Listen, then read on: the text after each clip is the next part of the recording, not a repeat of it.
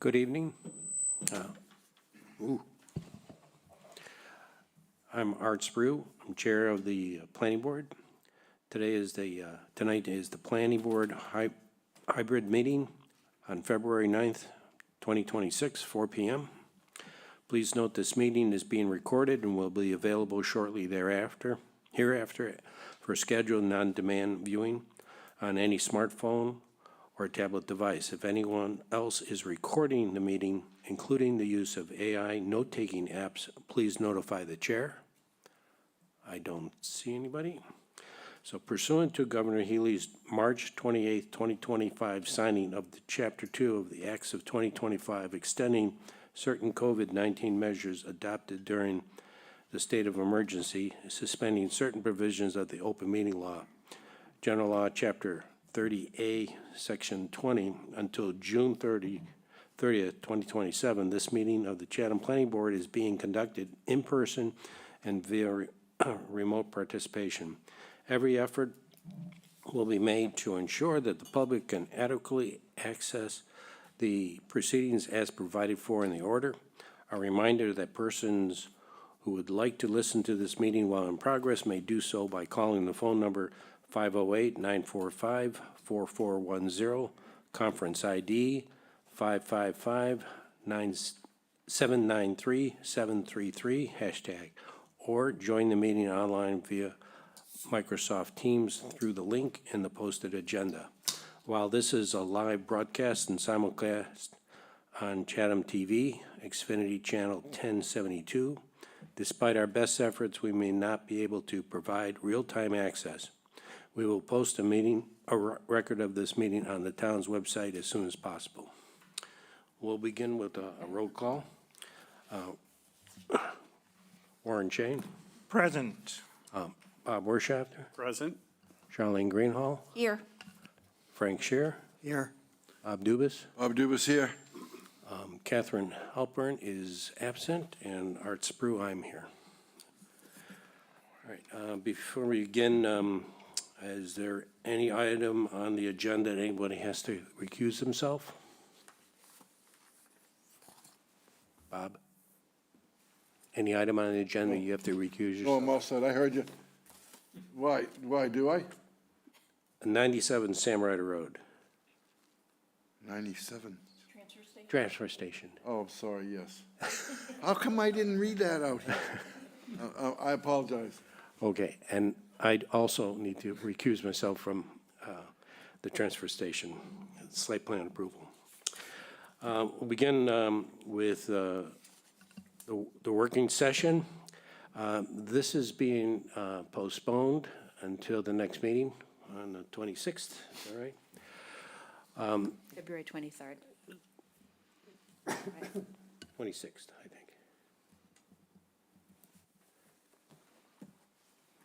Anyway. Whatever 2 weeks from tonight weeks is. That would be 23. 23, okay. Christine and I attended a informational session on Monday for this, and there was from people from the Cape Cod Commission and several from the state. They I was on that too. Oh, you were? Okay. We were given an update on this. There was some interesting information toward the end. When the question was asked when the regulations were going to come out, they didn't say anything, didn't define it specifically, and then lo and behold, by the middle, toward the end of the week, the final regulations came out, and they were different. Gloria, who was helping us on this, and she wrote the memo, said there was enough things in there that she thought, didn't feel comfortable in just jumping into it without digging into the details of it. So she requested the additional 2 weeks for us. So provided everyone's available, we're going to do this workshop at 4 o'clock in 2 weeks. Same agenda as what we have today. So we'll just postpone that discussion. We'll just go right into the next item, though. Let's begin with the minutes, approving the minutes of January 12th, 2026. Do I have any comments or adjustments? Yes. Yes, and I already got in touch with Annie about this. On page 2, The third to the bottom paragraph that starts Mr. Chain. I actually withdrew my motion after discussion, so I suggested to her that the following be added at the end of that paragraph. And after further discussion, Ms. Greenhalgh withdrew her motion to allow for a new motion, at which point Catherine then made a motion. And also on the vote on that, it just needs to read 610 rather, or 510 rather than 600. Okay. Any other comments? Okay, do I have a motion to approve?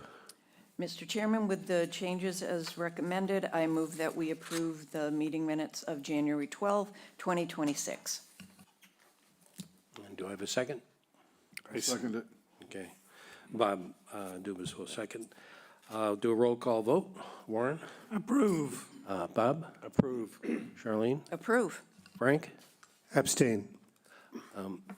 Approve. And Art Spur, I approve. Next is the site plan approval for 97 Sam Ryder Road, Town of Chatham, and I think Bob and I will recuse ourselves from this. Hi, I'm Charlene Greenhalgh. I'm the Vice Chair of the Planning Board, and I will be acting as Chair in this matter. We do have 4 members present, so this will require a unanimous vote. I just want to make sure that the applicant is aware of that and if they are comfortable with that before we continue.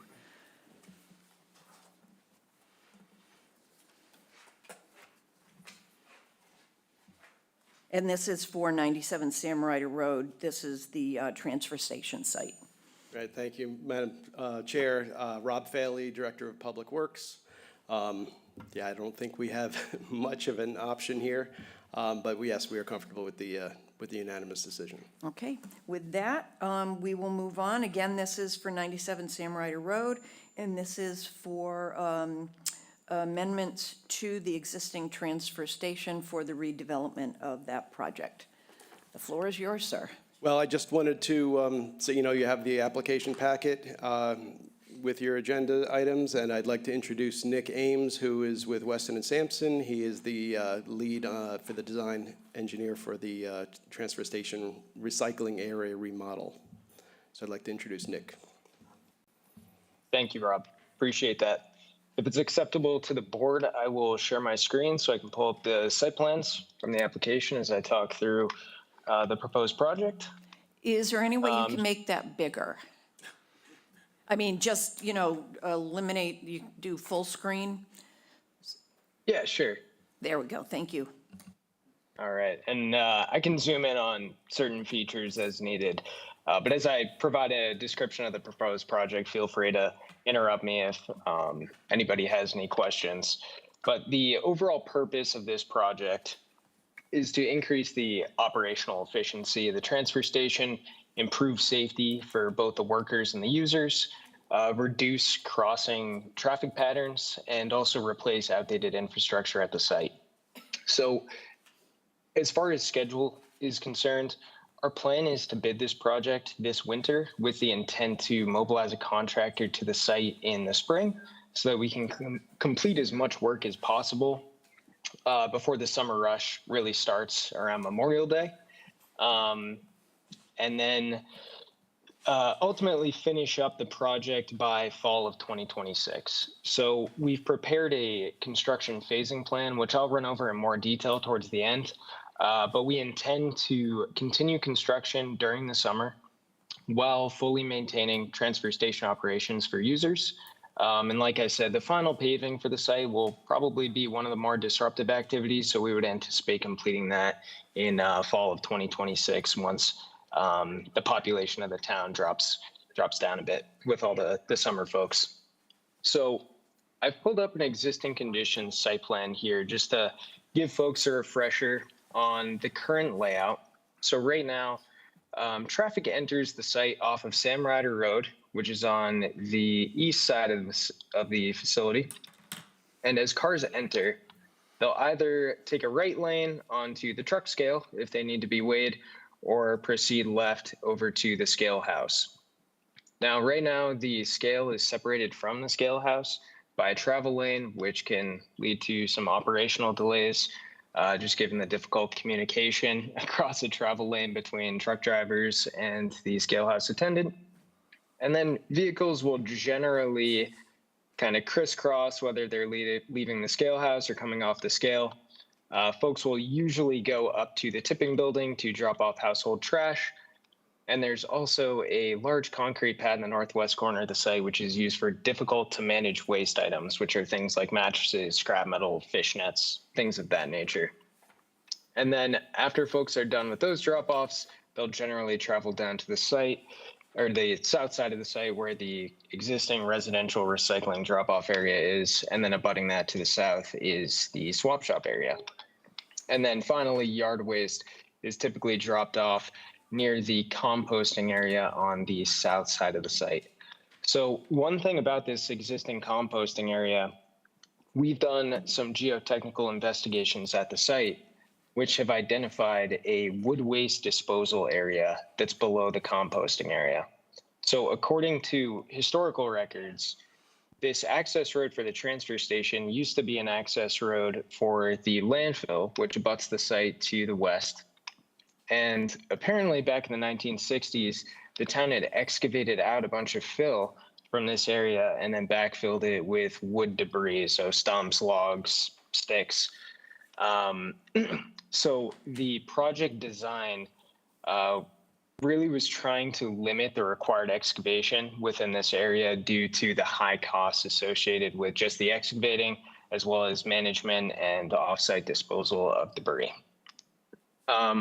Stormwater flows at the site generally sheet to the south to a large detention basin on the south side. The existing residential drop-off area does have a series of catch basins and pipes, which route stormwater to that basin. And then along the northern part of the site, stormwater is generally collected by leach and catch basins, which then infiltrate to the subsurface. But our limit of work really does not go further north than this kind of slope line here. So jumping into the proposed layout, before I start talking about the sequencing of construction, I'd like to just run over the layout, which is shown on sheet C104 of the application packet. So similar to existing conditions, access will still be made off of Sam Ryder Road. And as vehicles enter into the facility, signage will direct them either to a right lane or a left lane. The right lane will be for vehicles that do not need to be weighed. They can proceed directly up to the scale house without stopping, where they can check in. The left lane will be for vehicles that need to be weighed, where they'll stop, and then they'll be directed onto the scale with a traffic light. There'll be traffic lights on either end of this landscaped island here. And the two-way traffic onto the scale will be controlled by the scale house attendant. He'll have a switch inside of the house there to swap the lights. The scale has been relocated on this drawing. Its existing position is a bit further to the northwest. And the new scale location will be right next to this scale house, which will be a huge help for operational efficiency, especially for vehicles leaving the facility. That's often when they'll need to check in with the gatehouse attendant, complete payments, get weight slips.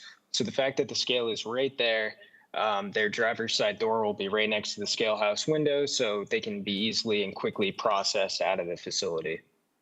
The new scale house itself will be a fully modular scale house building. So it basically gets entirely fabricated off-site, delivered in on a flatbed. It'll have air conditioning, heat. It'll have a small bathroom with water and sewer utilities.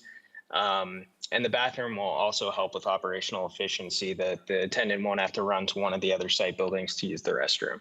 So it's a huge convenience factor for the staff out there. And then finally, there will be a license plate reader system, which will be constructed on a pole at this east end of the landscape island here. And it'll have a monitor inside of the scale house building. So the license plate reader system, it'll actually interface with a software that the town currently has now. It's called Town Hall 24/7. And it'll help with tracking permit holders, and, assisting with revenue collection. It can also be used to flag, if there are users that maybe have a history of delaying their permit renewal or disposing of things incorrectly. It just helps, track the overall operations at the site. So once, actually, before I move on to the east, there will be a new parking area just south of the scale for transfer station employees. There'll be 10 spaces. Generally, there are 8 staff members at the site, but during the summer, they'll typically bring on 2 seasonal employees as well. Next to the parking area will be a new shade tree. We received a list of acceptable species from the tree warden, so we're planning to go with a red maple for that shade tree. So as vehicles exit the scale or complete check-in at the scale house, they can either proceed north to the tipping building for MSW drop-off, municipal solid waste or household trash, or to the existing difficult to manage waste pad. Those 2 areas will not change as part of this project. Vehicles can also proceed to the west to the new residential recycling drop-off area. So this new area will have a counterclockwise traffic pattern, and it will be split into an east and a west drop-off area, which will mirror each other, and a central operations area in the middle. There'll be 2 modular block retaining walls on either side, which will provide a grade separation between residential users and operational traffic. The walls will be about 4 to 5 feet tall. They'll have handrails for fall protection. At the top of the walls will be concrete sidewalks with a 6-inch vertical granite curb and ADA compliant curb cuts. And then at the base will be reinforced concrete pads for the containers and compactors. The retaining wall that's out there now, the existing reinforced concrete wall, will remain in place. The handrail will remain as well for fall protection, and then we'll be adding in a wooden vehicle guardrail at the top as well, just to protect vehicles traveling in this through lane. So one of the big things that we'll need to talk about tonight is the parking at this new residential drop-off area. So the permitting plan set that we submitted shows pull-in lanes on both the east and the west sides rather than stripe parking. As noted in the application cover letter, on the east side of the drop-off area, the 2 interior lane widths and the spacing of the ADA curb cuts were designed such that this area could be striped for angular or perpendicular parking in the future, and the curb cuts will align with the required access aisles for ADA parking spaces. In discussing further with Rob at the DPW, we're now proposing to include that angular parking on this side. So it would be 9 parking spaces with 2 ADA spaces. And we can provide that updated drawing sheet to the board for review. But based on our experience with similar sites, pull-in lanes and actual stripe parking spaces each have their own pros and cons. We've looked at it at other transfer stations in Massachusetts. We've talked to other transfer station foremen to gauge their thoughts on the pros and cons of each. Generally, with pull-in spaces, it has much better traffic flow and operational efficiency, which might be counterintuitive, but it does move users through the facility at a faster rate. It also eliminates the need for reversing into travel lanes, which can help reduce, fender benders. And it's ultimately, from what we've gathered, it's better for high volume periods. The downside is that it can result in folks being blocked in during heavier periods, which can lead to user complaints. You think of the pickup area at Logan Airport during a busy night. It's a complaint that we've heard at other sites, but again, it really does help move folks through the facility faster. Whereas stripe parking, it can be more comfortable for lighter times, quieter times of year. So ultimately, what we would like to do is have pull-in lanes on the west side and then have stripe parking on the east side, just to provide flexibility for users. And I think it would also be, beneficial to have ADA spaces with access aisles for those curb cuts. And then just south of the drop-off area, we would have new sheds and collection bins for clothing, books, universal waste, food waste, paint, waste oil, and charitable redemptions. There would be a new waste oil shed on an existing concrete pad, which would have new tanks for, double walled tanks for collection of waste oil and filters. We would Can I also put interrupt in. you real quick? Where are those to be located? That was one of my questions. The waste oil and batteries and that kind of thing, as well as, clothing and books. For the life of me, I couldn't figure out where those are going to be located. Sure. So the waste oil shed is right here. The tanks for the waste oil itself and the filters are actually very small, so they can fit inside that wooden shed. It would be put directly onto a concrete pad. The waste oil tank is really a turnkey system. It's a double wall steel tank, sits right on the pad, has a port with spill containment at the top, and then charitable redemption sheds are right here. We're proposing to remove the existing tractor trailer out there. I'm sure you're all familiar with it. It's a bit of an eyesore and is not necessarily suitable for children to be sorting redeemable items. It also does extend onto the landfill cap, so it'd be favorable in the eyes of DEP to get that out of there. So we would provide 2 charitable redemption sheds, one for sorting and one for storage of the sorted materials. Clothing bins would be next. Clothing trailer, food waste shed, paint shed, universal waste shed, books. The newspaper would actually be included as part of the mixed paper, so that can actually be removed. Are there any other questions on locations? Just what is the anticipated access if somebody has just dropped off their recyclables and now wants to go do those things? Are they going to stop their car in front of each one of them and block traffic? Are they going to, how's that anticipated to work?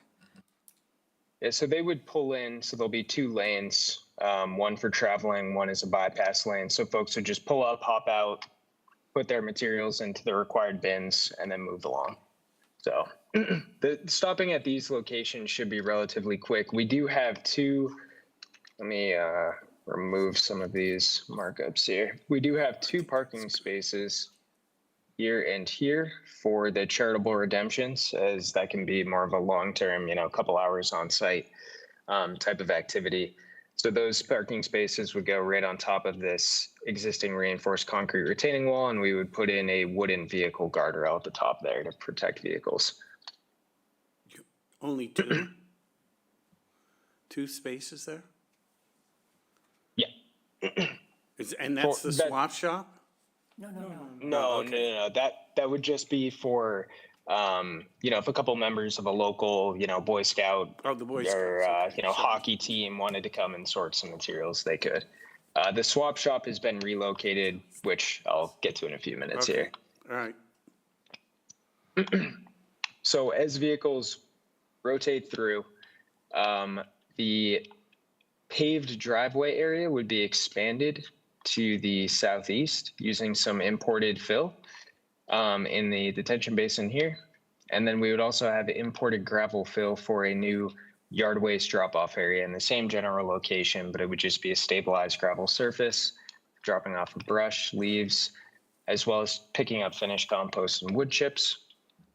And then as they move up, signage will direct users either to go left if they want to circle back through, they forgot something, go straight onto the scale, or right to either exit the facility or stop by the new swap shop area.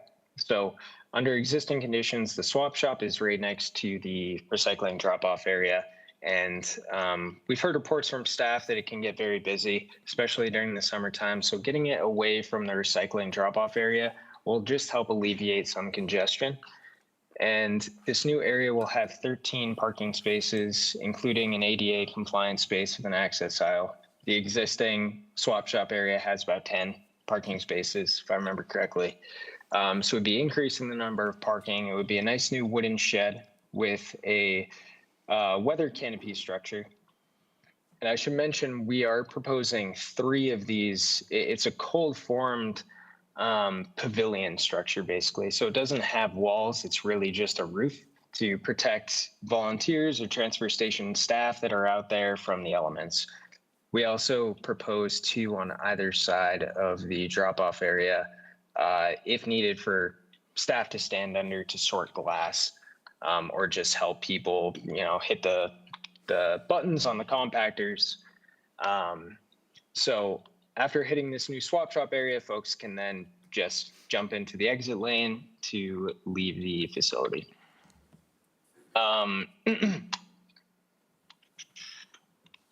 So our follow-up drawing sheets show the proposed grading and utilities at the site.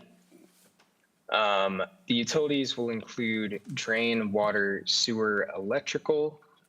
For the water utilities and sewer, that's shown on sheet C108, the water utilities will be modified as required to avoid conflicts with the new retaining walls. We'll also be putting in 2 new yard hydrants that will allow transfer station staff to clean off the retaining walls and the concrete pads.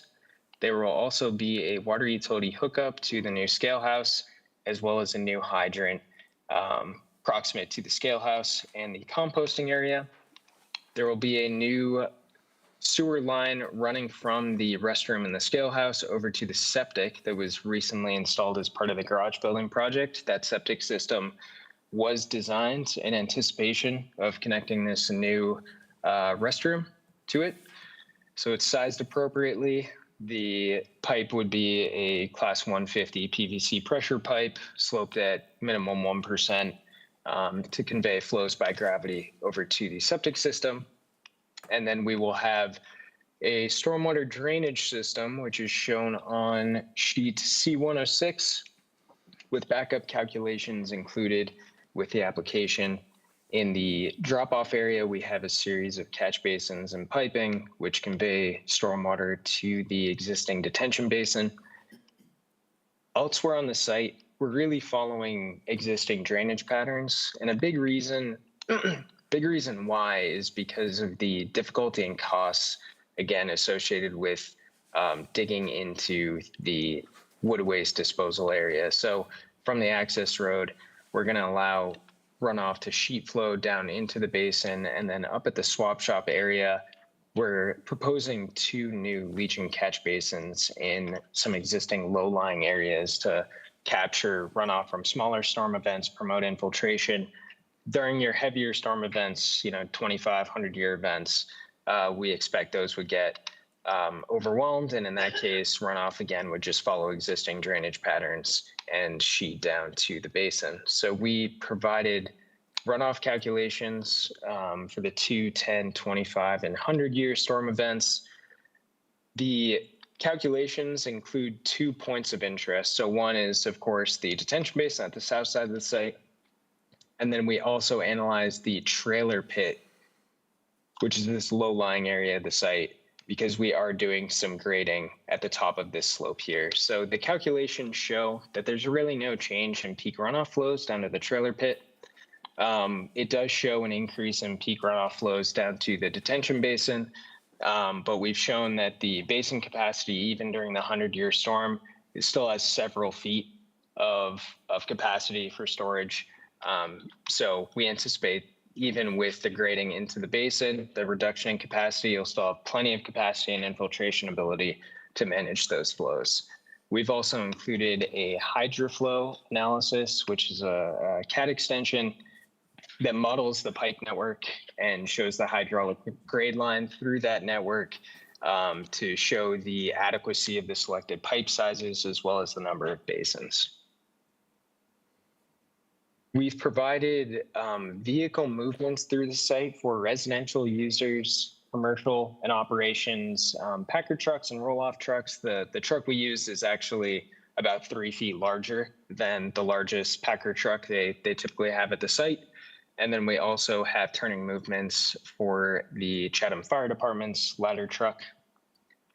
And then One of the final things I'd like to touch on before opening it up to questions from the board is the sequencing plan, which is shown on sheets C102 and C103. I think C103 shows a pretty good idea of what we're trying to accomplish here. So when construction starts, we plan to keep the existing recycling drop-off area operational while we fence off the east side where there's the access road that comes back up towards the scale house. So we'll fence that off and construct the eastern side of the drop-off area first, as well as the swap shop area up at the east side of the site. So once we jump over to the west side, where the existing drop-off area is, this would be used as a temporary drop-off area. So folks can still come through, hit the scale, go by the scale house as needed. They would turn down into the operations lane, which would be a temporary travel lane, travel in a counterclockwise direction back up through, and drop off their materials. We could use this area here for other bins, yard waste area for bins as well as needed, and then exit the facility. Once this west side is completed, this whole area could be opened up for use. And then the last piece would really be doing truck scale relocation, scale house installation, and final paving along the access road, which would need to be carefully done, ideally, scheduled for Wednesdays when, it's shut down to residential users. But a lot of this work will likely need to be done during fall after Labor Day when the usage rate goes down. So at this point, I'm happy to open it up to the board for any questions. And I really appreciate you all having me on to present this project. Before we go to board members, Christine, is there anything that you would like to provide for us? No, other than that, I have given you a draft statement of conditions to kind of work through. My concerns about the phasing appear to have been answered. I did recommend in your staff report about asking for more pavement markings or signage. I wasn't clear about that bottom corner. But other than that, that's pretty much it. Warren? Thank you. First, could you show me where your license plate readers are going to be located? Yes, sir. Give me 1 second here. All right. So the license plate reader system is going to be on a pole right here. So there'll be a conduit that runs back from this pole into the scale house, and there'll be a monitor in the scale house. The pole will have 2 cameras, one pointing this direction for vehicles entering, and then one pointing this direction for vehicles leaving. Okay. That being the case, will that system be used for identifying residents that are there to drop off trash that have the appropriate stickers on their car, so to speak? Or Yes. will you still have a person who will be monitoring that? It can be used. I could take that, Sorry, Nick. go on, Rob. So we would like to phase out transfer station stickers, that we'd still have beach stickers in town, but we'd rely on people registering their vehicles online, and it would be a license plate reader. Okay. Can I just ask a real quick question? All states don't have front license plates, do they? In Massachusetts, they They do, but half. It would read the front and the back. Okay, that's what I was gonna say. So we You work need with to a be able to vendor, read the back. Bonsai Logic, and they have set up in transfer stations all across Cape Cod. So we'd be using a very similar system. Okay. Can Well, if it's with regard to that, the swap shop, that's way at the beginning. Who's going to be monitoring that? How are we going to ensure that, Colleen, that's my next question. I stole your thunder. That's So why this I would asked be- where the license plate reader would be. So this would be a transition period where we would have plate reader and stickers for a period of time, probably about a year and a half while we're under construction. Eventually, we would have the swap shop issuing their own sticker. So we would do that as part of the sticker office at, for the town. So the swap shop is going to be in the, it be required to monitoring stickers? They would be, yes. Oh, I'm sure they'll be happy to hear that. And in the meantime, how would that be handled in this transition period? Really all next season, certainly. We still have stickers all through full next season, so it would be a But transition. you don't have to go by anybody who would see the sticker to get to your swap shop. Correct. So vehicles parked in the swap shop would have to, the swap shop volunteers would have to verify that they have a swap shop sticker on their car. Okay. Have they been advised of that? We have alerted them of this. So actually, the swap shop falls under the purview of the transfer station, so we'd have to educate them and train them as well. Okay. I've got some issues as to how that's really going to work. The license plate reader, I think's, genius in general for the whole site. But it really, is there a way to have that license plate reader before you get to the entrance to the swap shop? There's really, Well, go ahead, Nick, sorry. Oh, sorry, Rob. On our signage plan, we do have do not enter signage right here. So even if somebody is coming into the site just needing to use the swap shop, they will need to drive past the license plate reader and circle through in order to access the swap shop. Okay. In the transition period, I thought the whole idea was to not have people cycle all the way through to get to the swap shop. The bigger task is for the operator of the gatehouse to be able to verify every vehicle with the sticker on there. So it relieves a lot of that additional task that the gatehouse attendant needs to do. Okay. Well, I'm still confused then. But the license plate reader is, a terrific idea. But it is not currently the case that the swap shop is welcoming those that are not residents, correct? That's correct.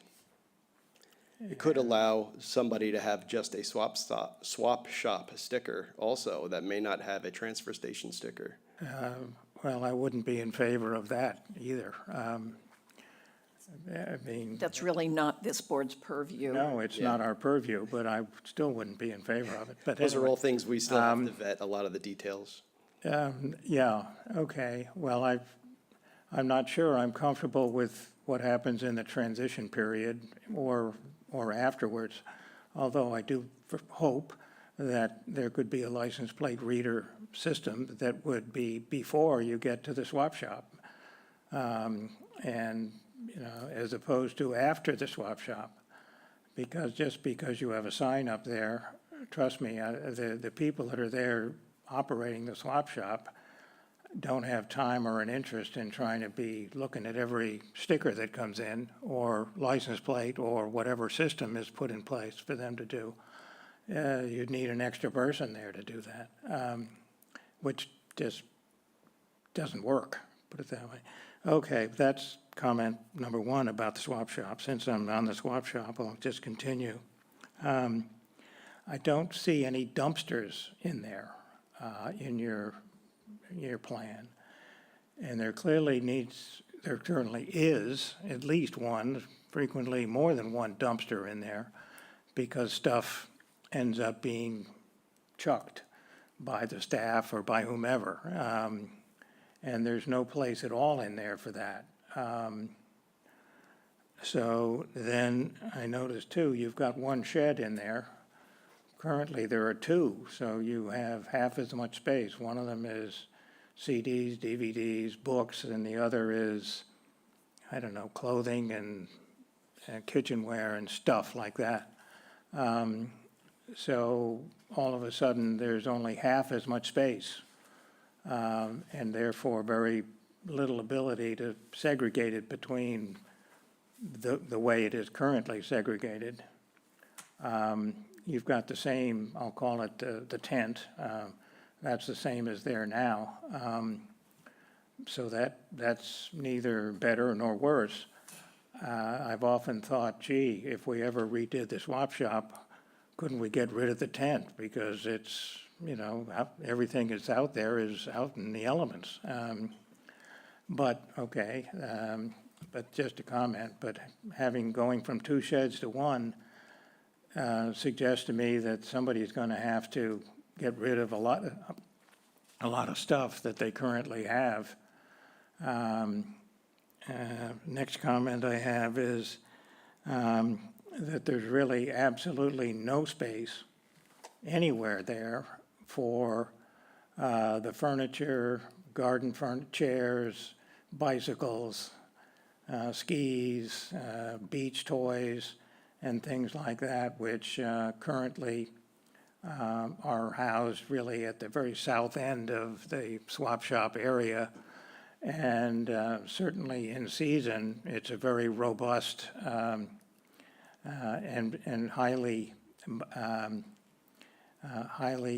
active area, and there's no place for any of that here. And so that either suggests the decision's been made that you're never going to have any furniture or beach, or patio furniture or bicycles or anything, those types of items which are, I don't know, I would say they take up at least as much space as the 2 sheds and the house, or the tent. And let's see, what else? You indicated you've really got 3 more parking spaces than currently, and I take issue with that, because there's a rather large area that's grassed, I must admit, but, gee, I've seen, I don't know, I haven't taken count, but it's certainly many more cars than you have parking spaces for there, especially when one of them is handicapped, so, that's not going to be used that much. And really, there's no easy space there for just dropping off things. You sort of have to park to do any drop-off, and there's no area for that per se. And again, I go back to there's no dumpster area, so there's nowhere to put the trash there or the items which are, I don't know, upon review, however the staff decides they go into the dumpster, because there's always been a dumpster or 2 there that are reasonably full every time I've seen them. And so unless someone's figured out how that's going to be done away with, I've got a problem with not having one. So all of those suggest to me that there's not enough parking. There's no way currently to determine whether you're eligible to go in there. There's no drop-off area. The weatherproof space has been cut in half. The tent has not been replaced by something that might be a little more accommodating. There's no dumpster. There's no area at all for putting out the patio furniture, beach chairs, bicycles, et cetera, that are always there all summer long. And the parking there's no overflow area. So I've sort of got a real problem with the design of the swap shop area, although I heartily endorse the fact that it's now been taken out of the area where it currently is, which, as you say, you have to drive through everything just to get there. And having it where you can just go drop stuff off is, a much better idea. Okay, so enough comments on the swap shop. I have some comments too about the recycling areas. If you could go over to that screen again, C104 and there. I wasn't sure I understood exactly what you're now planning to do with parking. So you say on the east side, I think you said you will have striped parking. So that's where you would have, parking lines and you would pull in and then back out to leave. But on the west side. That's correct. On the west side, it would be sort of you just pull up in a lane and presumably you'll have 2 of the 3 lanes for essentially stopping, and then 1 lane for people going through. Is that correct? That's correct. Okay. Be something like this, these red lines I'm showing. So the middle 2 lanes here would be occupied by striping, and then the outer 2 lanes, you'd still have 2 travel lanes. 2 travel lanes, okay. So the thought was with the angled parking that people possibly with mobility issues, or they may have, decide to spend a longer time, they would have the option to park and not be in anybody's way if somebody was just dropping off something quickly and wanted to pull through. Well, I heartily endorse the efficiency factor of that and increasing the amount of spaces that are available there with access to drop-off bins. That's the good thing. What I have real challenge with is a safety factor. I mean, currently where you pull in, once you have a parking space, you can walk to literally every bin you've got up there, including newspapers and disposable waste and batteries and fluorescent bulbs and all of that stuff. You can walk to on a sidewalk. Whereas currently you either have to get back in your car and drive and therefore have to park twice rather than once in the area, or you have to just leave your car blocking traffic and then cross 2 or at least 1 lane of moving traffic in order to get to those other places. And crossing, requiring everybody who's in there recycling to cross an active traffic lane in order to do anything suggests to me that you've got a problem. Somebody's going to get hit. It's also a good long way from where you would likely be dropping off your stuff to where these new locations are at the very south end of the facility. And that raises my last observation, and that is that the current proposed layout is essentially going to make it much less efficient for the facility staff to assist people who need help. And that's, handicapped people or people who don't really know what they're doing or don't know where to take stuff. And they're extraordinarily good at providing such assistance, offering it up even when not requested, but certainly when it's requested, to help carry the stuff that's needed to wherever it's going. Well, if they have to go much further under your design than they currently do, that's not efficient. And it also means they have to be crossing active traffic lanes, which isn't good. I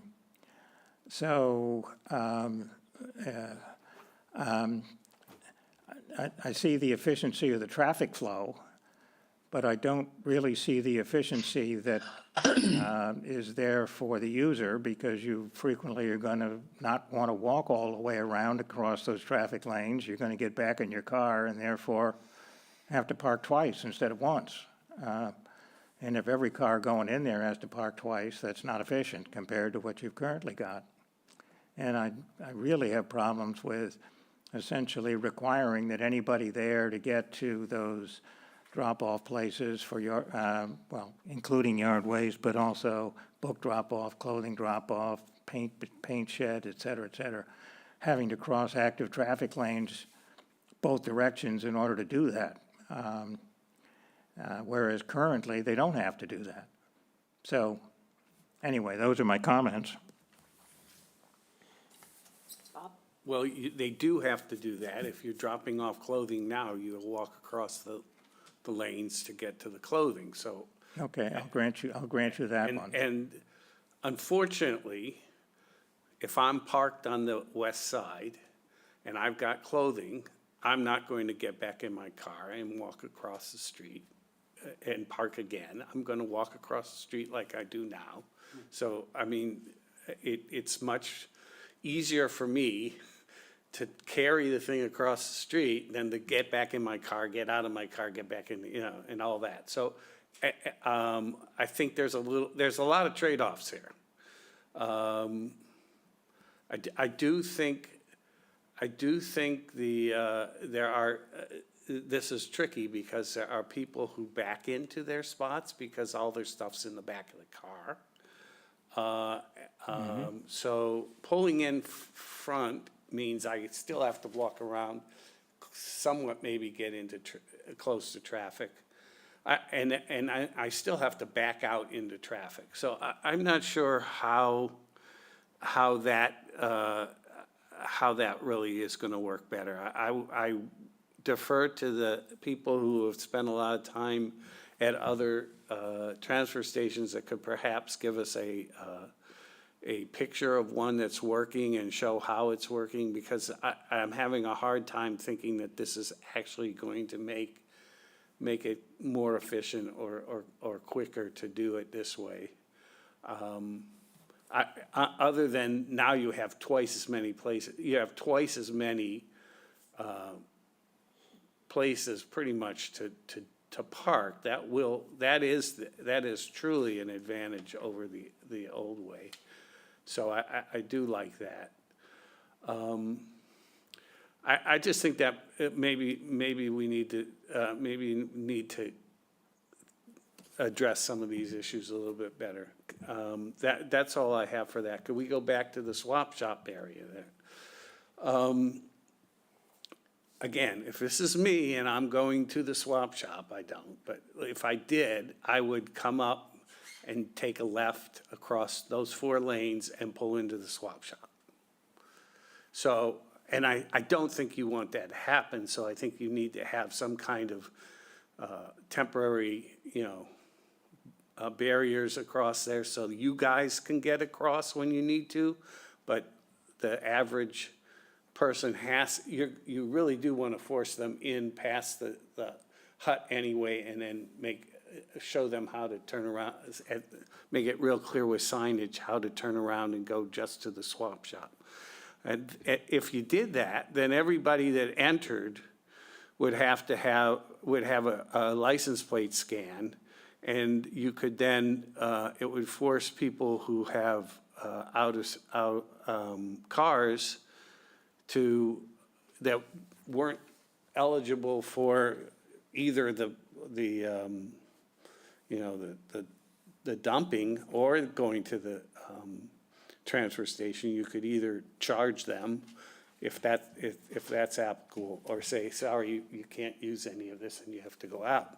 But once they're in, once they go past there, you don't know whether they were just for the dumps, for the swap shop or the dump. So anybody that gets past that could say, I'm going to the swap shop, and then they could just go over and dump their stuff off. So I think there's an issue here with how you regulate and keep people out of where they're supposed to be when there are different levels of service that are being paid for and that have different stickers or different entry requirements. So I don't know that we've solved that one.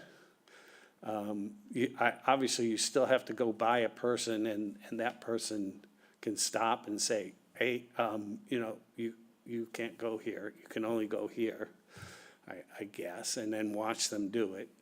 The other thing is, I come in with my mattress and stuff. I need to be able, I would still do it like I do now, where I pull up to the window and pay. So I don't think that's a big issue. But somebody needs to make it clear that those extra charges and stuff have to be collected at that point, and if you want access to that third point. So there's a lot of, I think it'll all be done. I think the flow makes a lot of sense. I think the control strategy needs a little bit of tweaking. But my big issue is you cannot let people come in and make that left across that 3 lanes of traffic. Somehow you're gonna have to put some barriers up there that would not allow that to happen. Could you clarify again for me what your intention is? Because I had thought the whole idea to keep the swap shop out there was so you would do exactly what Bob is saying he definitely doesn't want to have happen. Yeah, that was, our original intention was to separate that traffic. So, you know, what traffic is like sometimes with summer volumes, there tends to be a line of vehicles queued up at the gatehouse. So we figured if we can separate swap shop traffic early in Yeah. that line, it would be a benefit to everybody. Well, I recognize there's a safety issue with crossing and making that left-hand turn where your license plate reader is going to be to go into this swap shop. You know, that's a safety issue. I'll add that to my list. But not doing that and Mostly requiring because- anybody heading to the swap Gentlemen, one shop. at a time, and But the idea of having anyone who is going to the swap shop having to go all the way through the entire system, past all of the recycling bins and everything else, just to come back, right back out again, okay, seems I to defeat the think they purpose. got that at this point. But my concern is you're coming in on the right-hand lane, you're crossing a parallel traffic lane with trucks that are going to be pulling forward from there, and you're crossing those 2 plus the one that's coming at you. So to me, that is a problem. So maybe you have to, at the very least, you have to have it, that second lane of entry be for people that are going to the swap shop, and make it very clearly marked that this, if you're going to the swap shop, left lane, and then you turn left. That might solve it. But right now, the regular traffic comes in on the one above that and would then be cutting across both of those. Anyway, that's it. But otherwise, I love it. Frank? I think it's great. I don't have any problems with it. No, it's a major improvement from what we have now, clearly. But I think that I am concerned about, in particular, the safety issue for the pedestrians. Because right now, it's very convenient. I think you're getting comments from the 4 of us up here, and we're all power users of the transfer station. So I think they are voicing real concerns. Those comments that have been made that are related to safety of pedestrians, I think should be taken seriously. That's my comment. Thank you. I apologize, I have things on my phone and on my paper. I am glad to hear about the additional 9 parking spaces to the east of the recycling. I agree with Bob that a lot of people back in. My husband's gonna go nutty when he has to go to the dump from now on. Sorry, I still call it the dump. I'm of that generation. And we will need to see revised plans at some point. We have to figure out that. Show me, I understand how the trucks are gonna come in to go to the scales. Can you show me the path that they will follow to then get back to the scale? Because all your arrows are showing one way, but I know they're gonna have to go the same direction. So if you could, zoom out a little bit and show me the path that the commercial vehicles are gonna take to go into the trash area and then back out of the trash area once they've disposed and back on the scale. So Nick, that's up Sure. to the tipping floor. Yes. Sorry, you're saying to the tipping building and then back out? Correct. to the scale? Right, what is the flow of traffic for a commercial vehicle that's going to be using the scales to, I understand the enter, how will they then exit from the tipping building? Sure. So they would exit the scale, they would take a right up here onto the existing driveway area up to the tipping building. Unfortunately, our site plan's cut off there. I may have to go to this parcel plan. Bear with me 1 second here. So they would follow this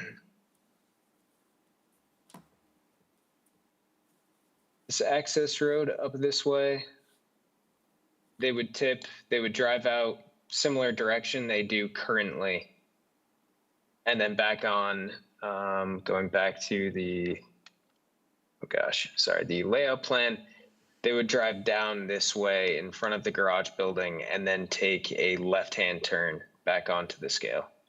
If they're going down to the operations area, they would follow the travel lanes down this way and then hook down into here and then proceed out this way. So that operational area is only for the commercial vehicles and for the staff of the transfer station, correct? That's correct. Okay, And there's Unless it's signage. temporary while the phase. understood. I'm not even going to the temporary, because you guys are going to have to do whatever you're going to need to do to make it work. You may have the best laid plans here, but you may discover it's not going to work that way, and you're just going to need to do what you're going to need to do during the transition. And I think that's understandable. Let me just go to, so on one of the plans, back to the residential access into the tipping area, and then exiting out of there, I saw a stop line somewhere on one of the plans.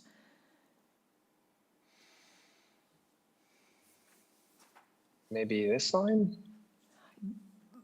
I'm not sure why that's there, because right now you go north to get into this tipping area. You either back in or you pull your car in, and then you proceed north, swing around to the left, and come back out again. So what is that stop sign for? There's parking in this area here right now. So if someone were to drive in, drop off their MSW through the windows here, and then drive out, and they look to go down to the recycling area. So it's we'd no have a longer stop going to be line one here. way? Because right now it is completely one way when you dump your trash at this tipping building. Right, I think it's pretty narrow currently, and there's no other way into it. So here, just after the gatehouse, there's an entry way to get to the tipping building. Those southern windows, which are, I think there's only 4 of them, which are typically only open in the summertime. So that's generating two-way traffic at that. Okay. path. It'll be a little bit wider than it currently is. With regard to the swap shop, I share some of the concerns that have already been mentioned, so I won't go into that anymore. I am concerned with the pull-in lanes. I know it works in other communities. Dennis has been doing it for years. They also do the license plate reader, which people fought tooth and nail, but it works really, really well. If people park too close to one another, if there's 2 rows of parked cars, and then people trying to maneuver through in between other vehicles, I'm a little concerned with that. We do have a older population here in Chatham than they do in Harwich and also in Dennis. So I'm just, I'm just a little bit concerned with that. And I can say that I'm of the older generation now, because I tipped that scale myself. If I may, so with Nick's design, it is relatively modular. So if we were to try the pull-through lanes and for some reason it didn't work out, we can always regress and put in, striped parking spaces. Which It's flexible that way. I like that flexibility. Definitely, there's going to need to be more traffic and directional arrows and signage. I mean, right now, I've had to go to the transfer station a couple times since the snow, and sometimes you can't even see the markings on the ground. You know, I think you guys have done a terrific job with snow removal so far this season. And by the way, the staff at the transfer station, they're awesome. But there's gonna need to be signage, and not confusing either. You know, it's gotta be simple and obvious. Also, that's got nothing to do with this plan, but just to the north of the tipping station building, you have a huge drainage problem there. I was there last week or the week before, and, you know, going out, continuing north to go left, to go back through, there was a giant puddle there. And I can only imagine it's a skating rink. And just one other thing, in your cover letter, which was extremely detailed, so thank you for that. You made reference numerous times to attachment 3. That's great, but unless you tell us what sheet you're referring to, attachment 3 is the plans. You know, it's really difficult. So if you say, you know, refer to attachment 3 in the future, just let us know what plan sheet we should be looking at. I think that is all I have for now. I have one more. I was just gonna go back to the board before I go to the public. Yeah, the small metal drop-off, is that gonna be in that corner on the way in now for, in that island there, or? Sorry, did you say metal drop-off? Yeah, there's a dumpster, and when you first pull in, it's a bit of a problem because you gotta park your car in what is really a traffic flow and get out and then come around and throw the stuff into the dumpster. It's sitting right. Sitting right in the island, right? Yeah. When you pull in. Yeah, it's not in a great location. No, it isn't, but you need to have that before they go to the dump, to the dump area, because otherwise everybody's just gonna throw their stuff in the dump. And, so I'd like to see that you find a nice place for that, because it is a worthwhile. I've heard the staff, sorry. Warren? I've heard the staff explain why they have that metal dumpster drop-off where it is. It is because they need to have it within eyesight of the guard who is checking stickers, because the experience has been that people take water heaters in particular, all sorts of giant things, and stuff it into wherever the metal drop-off is, which are inappropriate and create tremendous extra work to get them out. And then also, it's also, people do that so they can avoid paying the costs of having those things dropped where they're supposed to be. So that's why it is where it is. But you're right, it does need to be somewhere. There needs to be some ability for town residents to take small metal things for which there is no recycling bin at the moment, to drop them off. And so a dumpster like that needs to be placed somewhere in your loop. I would ask only that there be some consideration for whether there could be a sidewalk somewhere such that once you are dropping off your recyclables, you wouldn't have to necessarily walk down through a traffic lane or across those traffic lanes to get to all of the other bins, including newspapers, clothing, the oil shed, fluorescents, bulbs, batteries, et cetera. If that is not feasible, then I certainly would suggest that it be highly on your radar screen to have clearly marked, maybe even, maybe even with bollards, cross traffic, in order, this is where you cross. And so drivers can easily see where pedestrians are being told to cross. And pedestrians can see where they're supposed to cross. But again, I would like to see there at least be a sidewalk that would be, again, on the very far west and the very south, all the way around that U shape, so that you could, without having to walk through right down a lane of traffic or cross the traffic, you could get to all of those other bins on the sidewalk. But if not, at least have very clearly marked crosswalks to get from where you're leaving your car to get over to where those bins are. Any other board members at this time? Okay, is there anyone in the public, either on Zoom or whatever we call it, or in the audience who would like to speak? Seeing no one, what is the board's pleasure? I'm thinking we need to see some revised plans before we can render a decision, myself. What does the board feel? Well, I certainly think many of the issues raised here are at a level which are going to require something different than what's shown on the plan. So yes, something that shows what's different is appropriate. So yes. I would defer then to, I'm terrible with names, I'm sorry, from Weston and Sampson. Nick. Nick, thank you, Nick.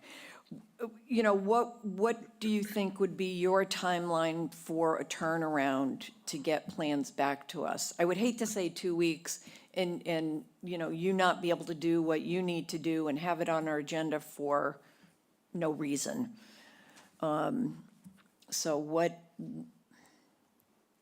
I would be comfortable with a 2-week turnaround, but I would certainly defer to Rob because Keeping in mind. I want Rob's buy-in as well. Right, keeping in mind that 2 weeks is really only 1 week because staff needs time to re-review what is submitted. And that would put us on which meeting? The 2 weeks would be February 23rd. A month from now would be March 9th. So Nick, I'm away the President's Week. So it would probably take you a week to get something to me, I would imagine. I think we shoot for the early March. March 9th. I'm actually going to be traveling, but I will, wherever I am, I will be on electronically. Okay, yes, because we will have the same recusals. I would also say to you, though, everybody, that March 9th is the date of our public hearing for the ADU bylaw.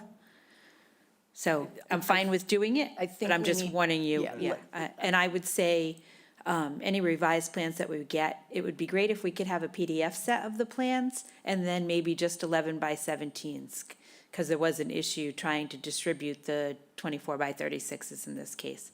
We would ultimately need one set of plans for the file, but, like large scale for the file, but not for every member. Well, Nick, would you be able to get plans to me in, say, a week? Yeah. So Yeah, we I may be think we able to just keep need to. that. Well, if you're We'll gone the certainly next do our week. best. Well, I can, my review is pretty quick. It'll just be some coordination with Nick ahead of time, and then,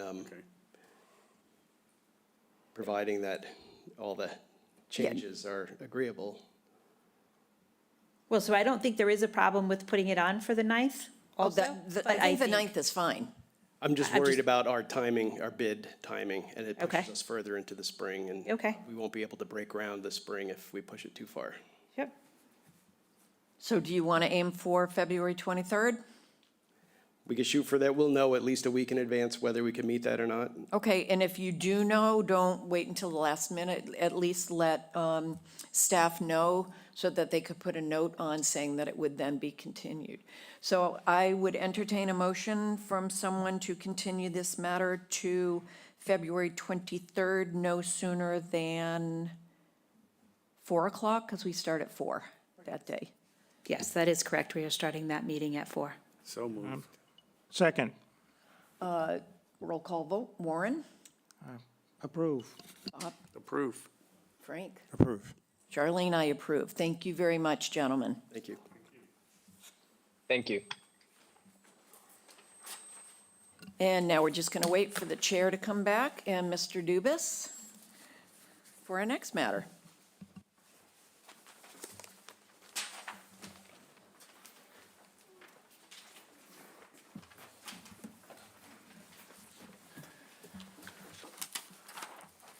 Okay.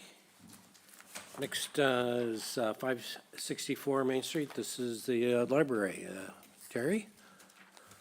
Yes, good evening. Terry Whalen, Projects and Operations Administrator, Town of Chatham. I'm just going to do a quick setup here for, turn it over to our, the town's engineer, design engineer on this project. So for some context, in the package, we included the original approval for the site layout here back in 2019.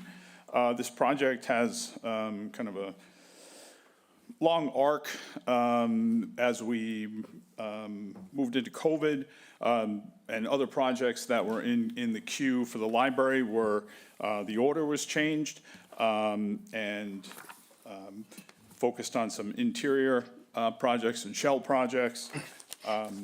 As we've reconnected with this project and reworked and refined, really, elements, there, we don't have any layout changes to the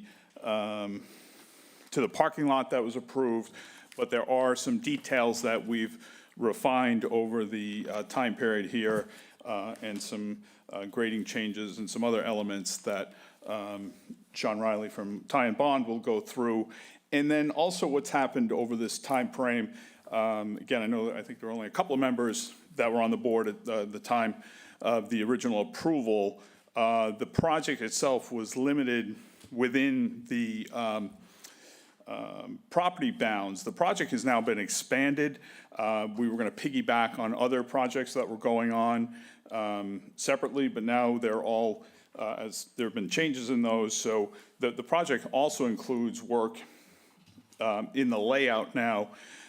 It was in part of the project before, but it was going to be handled through separate projects. Now it's all within one project. So the sidewalk work on Main Street, and then also the repaving of Library Lane are included in the project. So with that, I'll turn it over to Sean Riley, if that's okay, with the chair, and he can run you through all the details and specifics of the refinements for this refreshed approval. Thanks. So at some point, there was a submission that was made in 2019, correct? Correct. There were some plans, I was on the board then. This is in my early days, though. My memory isn't that good. Eventually, if you could tell us if there is any difference, after the summary here, if there's any difference from the previous plan to what is now, just so we understand that. Sure. Well, this thing may have stayed the same, and this item. Absolutely, and Sean's going to do that. And again, most of the refinements are things that there were a couple of tweaks after, like the dumpster wasn't part of the original proposal, but we have that. We have a fence around it and elements like that. So Sean will run through that, and we can fill in anything else any other questions you have. Great. Thank you, Terry. For the record, Sean Riley with Ty and Bond. If I could share my screen, I'll walk you through. And recognizing that not everyone was on that original group that reviewed these plans, just to give you a high-level overview of the purpose of the project. Mainly, it's to provide handicap accessibility from Main Street, where none exists, and to improve the rear parking lot access, egress. The handicap space in the rear parking lot is essentially in the middle of the parking lot, so you have to cross a travel lane and then go down the street on a quasi-elevated paved sidewalk to get to the door to get into the library.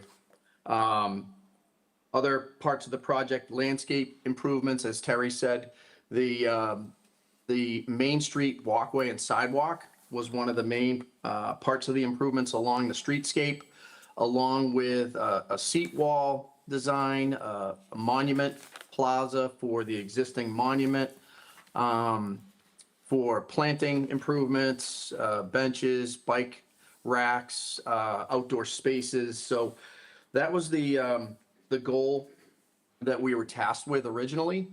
And I'll jump over to the plan that was approved. This is the one that was approved in 2019 for the layout.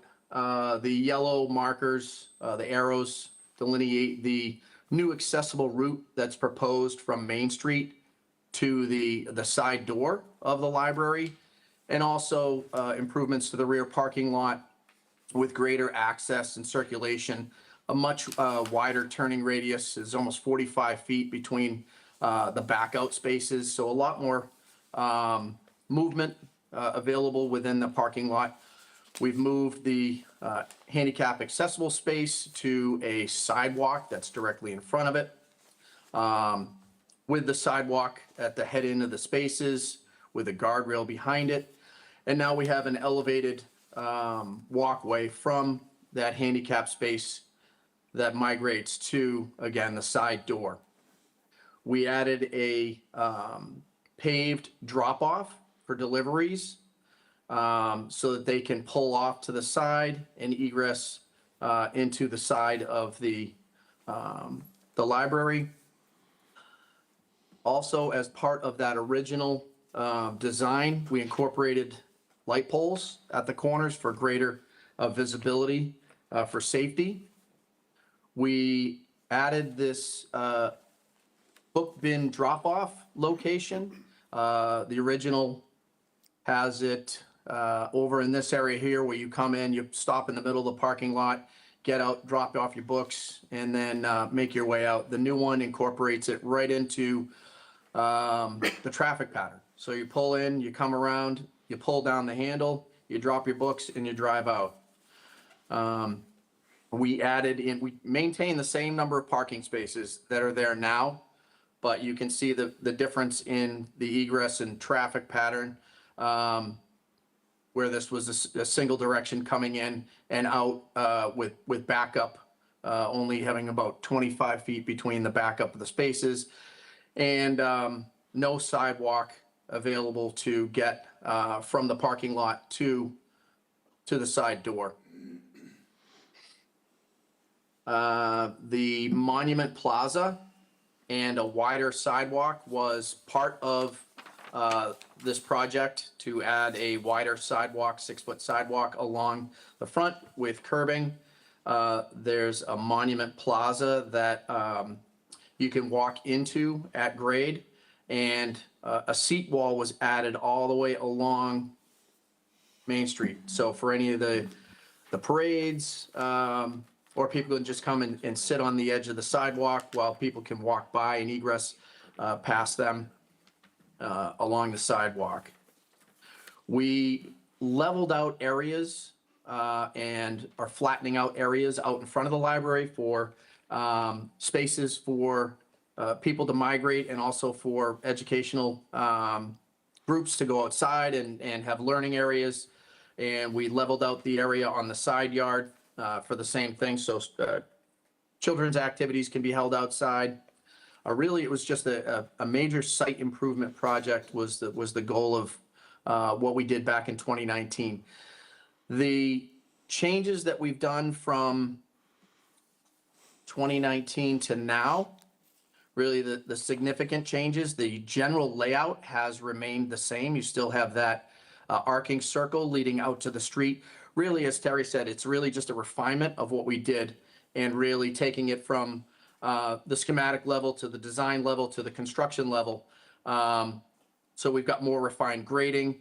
We have more detail on the handicap accessibility and the handicap ramp that leads out to the back. We've got a more defined stroller drop-off shelter. All of these were incorporated in the original design. The benches, the bike rack, all part of the original design. The big changes are we added in a new crosswalk across Library Lane So we have handicap accessibility across Library Lane with detectable panels, striped access across Library Lane. And from the detail that we provided, you can see that we're creating a level crosswalk across Library Lane where one does not exist now. We also incorporated taking a late look at the sidewalk. It made sense to replace that section of sidewalk out in front of Cape Cod 5 and to make it wider than it is now. Right now, it's only about 4 feet, and we're going up to the 6 feet. And again, taking advantage of the handicap accessibility requirements and adding the detectable panels within that sidewalk. In the rear, the significant changes, we added a trash enclosure that wasn't there previously. And we also decided, after taking a closer look at the drainage and the age of the drainage, to, since we were doing all these improvements now, to really take advantage of this and replace the drainage that's in the rear parking lot. So we have a drainage design that wasn't there before. We were looking to utilize the previous system, but now we're just going to replace that. Those are the big changes. If you look at the landscape plans that we provided, really the only changes in the landscape plans are that there is just more detail on those landscape plans. Then I'll just bring up the two different plans. So on the left is the previously approved plan, and on the right is the revised plan. And you can see the changes in the walkway. There's some minor changes in where the walkway jogged, but essentially it's the same design, same layout. The rear parking is the same. And really you can see the planting plan was just refined for a potential maybe future generator in this area. And just more detail involved. We added a fence down along the southern line to provide a little bit of privacy for those youth groups that go outside and use this outdoor space. On the details that were approved for the streetscape, this is for the Main Street sidewalk and the Memorial Plaza. On the left is the original design that was approved by the planning board. And below is the original book bin shelter that was approved and the stroller shelter that was approved. And on the right-hand side, you can see that we just have much more detail involved with the final design. You can see the seat wall. It has a granite cap on it. It's a brick seat wall with a granite cap flanked by the two light poles. The light poles were in the original design as well, as you can see over here. And the light pole fixtures are the same that are on site now. They're to mimic those same lighting fixtures. So with that, I will open it up to any questions that anyone has. Okay, let's start. Warren, do you have any comments or questions you'd like to ask the applicant? Well, I really like, I like the original design, and I like the new one even better. My only concern, it's not a concern, it's just a question, given that there's residences on all sides of this, I've become a little more sensitive since we approved this initially to lighting. And I would defer to Frank over there as to what kind of comments might be appropriate for the appropriate concerns for, intensity, color, and so on, recognizing this is a place where you really need to have a lot of lighting, given its access generally at night and frequently for children as well, so they can be seen when they're approaching and then leaving the library. But again, I'm not the right one to say what it ought to be, only just sensitivity to it. Okay. Bob? I don't have any additional comments. Charlene? I really have nothing. I'm glad to see the changes that are being made. I think they're really important, and I think it's going to be quite lovely. I actually designed that back parking lot when I was the assistant town planner back in like 1989. But it didn't look like what it looks like now. Believe you me, there have been a lot of changes made. So the book drop was not where it is right now. But anyway, no, I think these are great improvements. Frank? I see you've added a fence where the kids come out. What will that look like? What would that fence be? Yeah, so if I Sure, can, I'm it's a- going to defer. We, also Jay Elmstead, the landscape architect for the project is, and I think Jay wants to respond to that. So I'll let him, if that's okay with, through the chair. Yeah, that was a request from the library staff to create some privacy in there. The plan is that it's a 6-foot-tall, solid board fence. And it goes about 58 feet long, and it's going to be actually a cellulose product that doesn't rot, so it will have a white finish, but 6 foot tall. So it's going to be cellulose, and it's going to be white. Is it going to That's be? correct. Is it, that doesn't sound attractive, but can you show us a sample of what it's going to be? I mean, I could look up a picture. I don't have one on the board right there, Sean, but I could. it's a big fence, that's why yeah. Yeah, it does blend in with, there's landscaping on both the, there's landscaping on the Cape Cod 5 side, so it's not really visible from there. I mean, it's visible, but there's landscaping in between where their overhead parking area is, and customer service. Well, I for one would like to see what the fence is going to look like. Does HVDC have to approve this fence? They do. Good point. Yeah, we're in the process of getting that approved, and we're going back next Okay, Wednesday. good, we'll rely on that. On the lighting, I think there's a consensus on the board to try to avoid commercial white light. And I see that if you look at the specifications of the lighting, you can set it to go up to 5,000 Kelvin. Can you go to a light fixture that doesn't go that high? That, for We have- example, stops at 4 or 4.2 or something like that? We have it specified for 2700 Kelvin. So it's going to be more of a yellow, and it's matching what's there out in front of the library now, but it's a 2700 Kelvin light. That's fantastic, Coloring. but the light itself, in the specifications, apparently can be set to go to 5,000 Kelvin. It has to, I believe it's set with the bulb that you purchase. And the way we specified it on the plan, we've specified a 2700 Kelvin bulb. Okay, very good. That's it. Bob? Hang on a minute. Show me where the fence is. I think Sean, can you highlight the fence area? Sure. And you can see it well right there. Yeah, Bob, he's pulling it up. All right. I mean, I'm not opposed to a fence, but a white plastic fence, I don't know about you guys. Have you ever seen them around town after a while? They turn orange. Yes. Is this going to have a sprinkler system? There's going to be a temporary sprinkler system to get this plant established, and then that will be taken out. All right. So it'll be on the surface.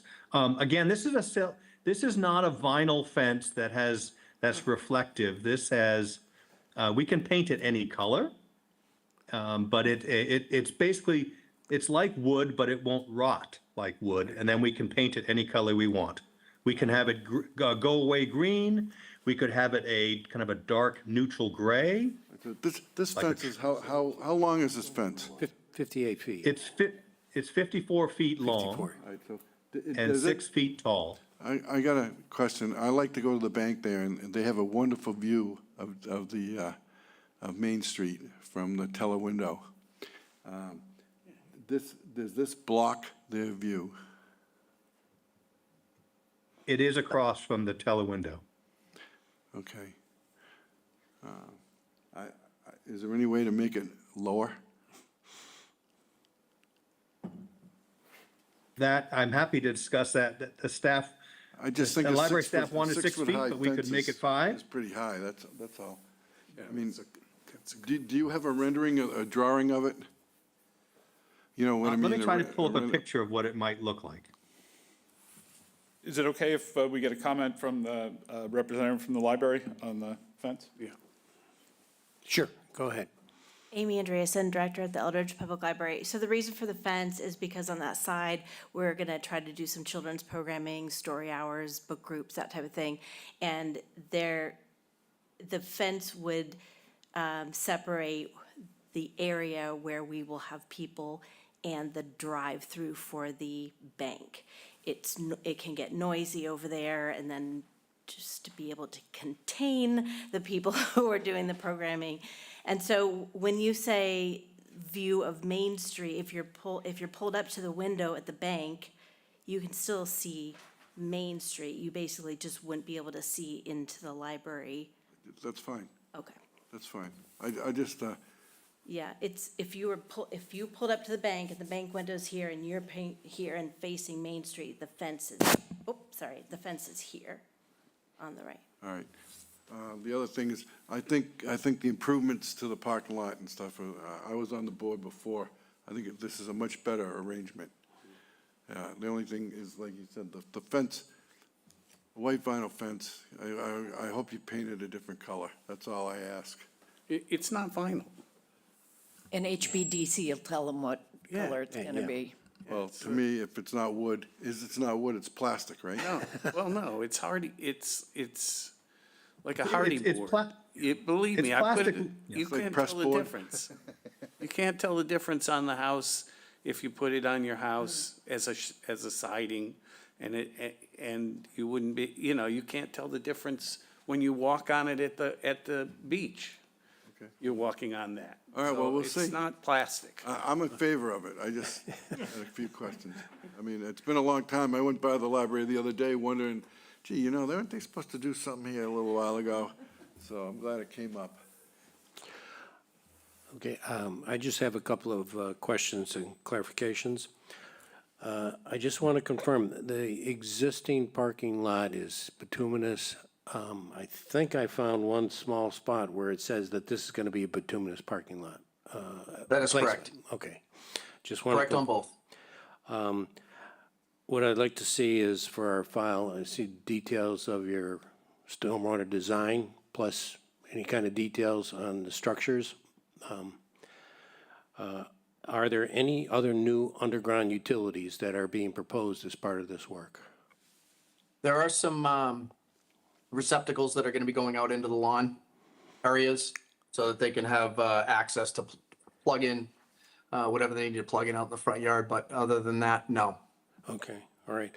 Our usual request is to have an as-built after the project is done by the civil engineer, and in particular, at least the as-built for the underground stormwater system. We want to understand what was actually built, to what depths and things like that. Let's see, what else? Oh, the dumpster, what kind of enclosure is around that? Believe That's a black aluminum fence, so a kind of a dark colored fence that, we picked metal versus wood because in case it got dinged by removing the dumpster, it would stand up a little bit stronger. But that would be colored probably a dark charcoal color. Board members are comfortable with that? I'm okay, I just wanted to, let's see, I think that's the only questions that I have. All right. If there's no other comments or questions from the public, I guess we can is there any kind of other conditions that the board members would like to add to what is proposed by, So I had listed Memo? out on your staff report and in the draft statement of conditions, the individual plans, because we did not receive a full plan set. So that's why it's listed out this way. So the plans that you have in front of you that you received in your package are exactly what we have.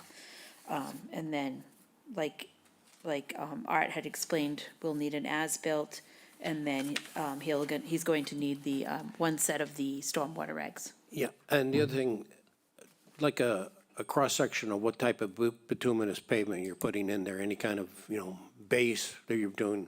Sure. Again, for our files, for the record, so. Yep. When somebody digs this up 20 years later, they know, they'll know what was approved. Yep, that one Sean's got. Yep. Well, They're already developed. there we go. Thanks. So, do I have a motion for an approval for?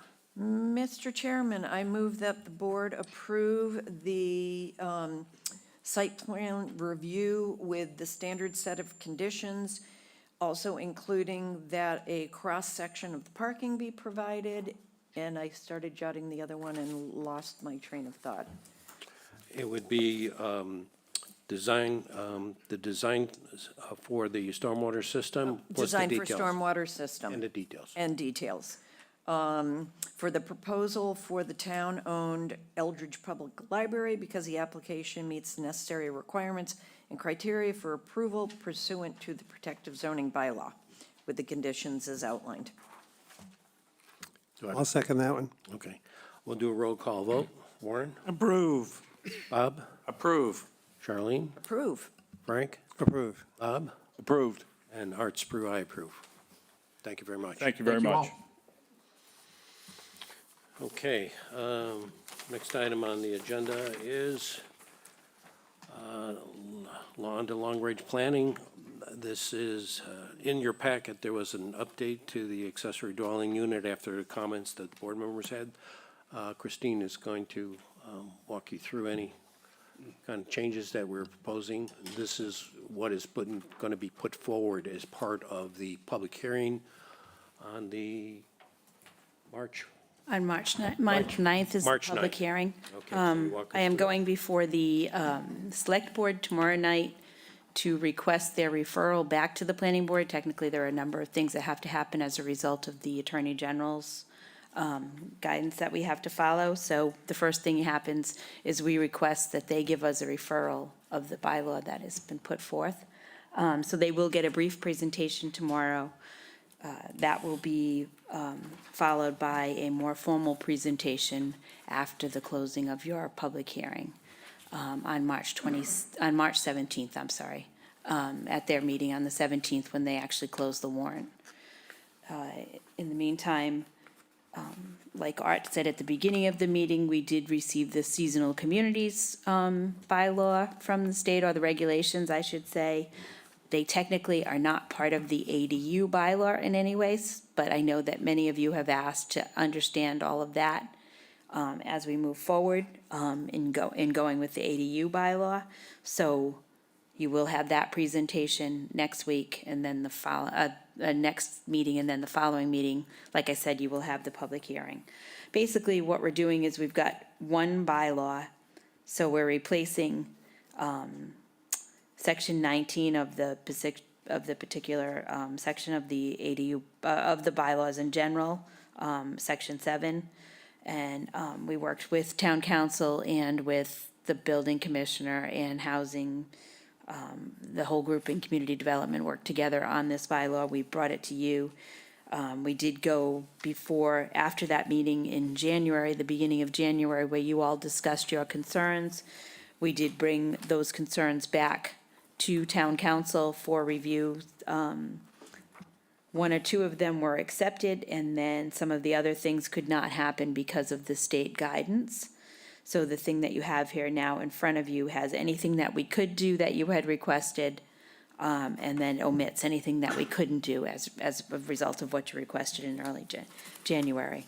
The other piece of this that will happen, and we will go through all of this in great detail at the actual public hearing is on the appendix, the schedule of uses. So that will kind of explains the basic things of where we put in the permitted at the beginning. Basically, it's the top line that changes, the top line of that use table that you look at. And so those are pretty much the main things. I would say to you, like I said, I have put together a presentation for the 9th that Art and I will be going through over the next couple of weeks. I'm currently going through it with Katie. Again, some of the things that you asked for, we could not do, as council explained, and then we did what we could.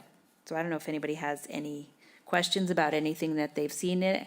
I think with your packets over the last couple of, or the last month and a half, 2 months, we've kind of gotten repeat of many materials, so I will send out clean things, clean write-ups or whatever over the next few weeks just to clarify. If anybody has any questions, just reach out to me in the meantime, because I can address some of those in the staff reports or the memos that come forward to you.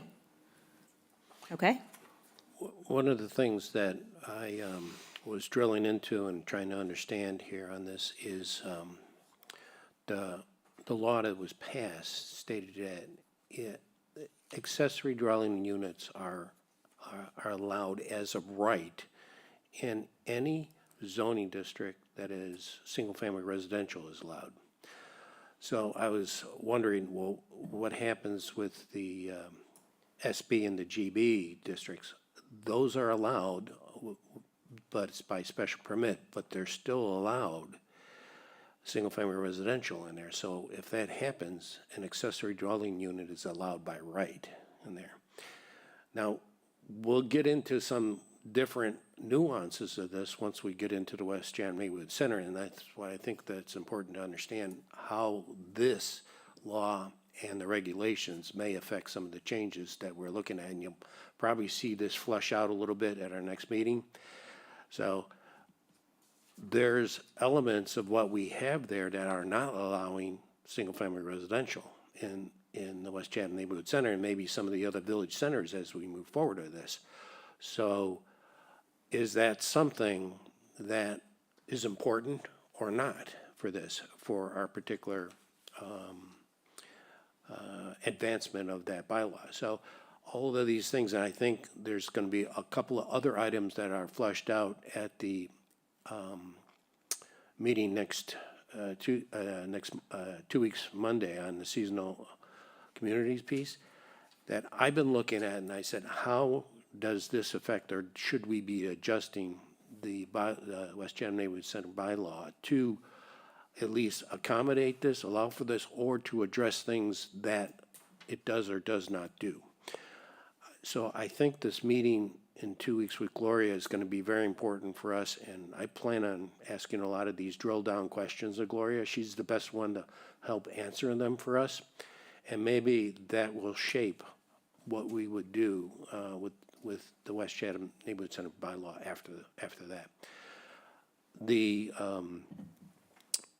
occupancy piece has always been a big element for us, and that was one of the things that was, at least with the ADU, was kicked back by the town council associated with the ADU. But there might be other nuances of it that we still can apply to the West Chatham Neighborhood Center. So I'm going to be inquiring about those aspects of it with Gloria in 2 weeks. Any other comments that board members want to make before? Great job, thank you. Frank? Yeah, this is very minor, but short-term rental is a defined term. And it says, as defined in MGL 64G. But when you go to the use schedule, it says ADUs may not be used as short-term rentals. I think you can delete as such term is defined, because short-term rentals are defined to be that reference. Or you don't need it twice. I'm sorry, I didn't hear which piece of it you want to delete? Okay. I'll have to ask. ADUs may not be used as short-term rentals, period. You don't need as such term is defined, because if you go back to the definition of short-term rental, it already says that. So you're saying delete it from the table? No, I no. would delete it from C3 Oh, from C3, got and it. just stop it at rental, period. Okay, so that is one of the things that we had asked of town council, I think, already, but I will verify that, and he said we couldn't. Well, no, you're just saying it twice, because short-term rental is a defined term. It's Short-term it's rental. defined in the front. Okay, I will As ask again, defined just to- to make sure, that's I'm fine? not saying take it out or make it different, I'm just saying don't say it twice. Okay, okay, I will ask that question, thank you. By all means, look through it. We can still drill down into this when we have the public hearing on the 9th. I have only one other question. Oh, sure. It right. seems like we've come to 31 consecutive days or less on the definition of a short-term rental. That's the best we can do. For the ADU, yes. Okay. Warren? I was going to echo that same thought that Frank had, but also my other principal concern here is that the bylaw ensure that ADUs are the same principal owner as the principal residence, and that they not be permitted to be in corporate ownership, such that. So we had asked that question about if they could be in same ownership, or if they have to be in same ownership, and we cannot say that they have to be in same ownership. I will ask the question about the corporate. But we did get So they guidance could on be that. condoed. Yeah, yeah, I guess that's a good way to explain it. Boy, I want to look at that one again, because I thought you were required to have it in the same ownership. No? If you go to the use schedule C6, ADU shall remain Yep, ADU shall remain in common or single ownership with a principal dwelling unit. Yeah. Is that the point we're making? yeah, Yes. Yeah, well, that's in here. that's what I thought. So, Yeah, I thought that, but I've seen so many different comments that I just wanted to reiterate that that's So they can't be condoed. I don't think they can be condo, right?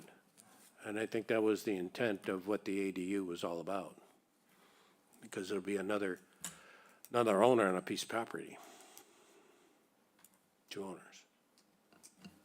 Now I'm confused. I will ask the question again, just to verify. Sorry. Where's the bylaw? I don't have it in front of me. And it's somewhat related, and I'm not totally sure where I come out, but the other piece of that was that they have restrictions on principal residence and ADU being, let's call it, packaged up together and owned by a corporation with the purpose of renting out not only the house, but the ADUs as a business.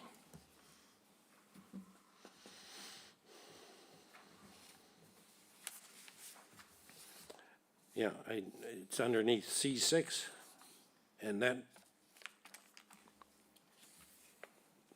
so I think it's got to be single ownership, so. That's what it says. C6. You go down. Right there.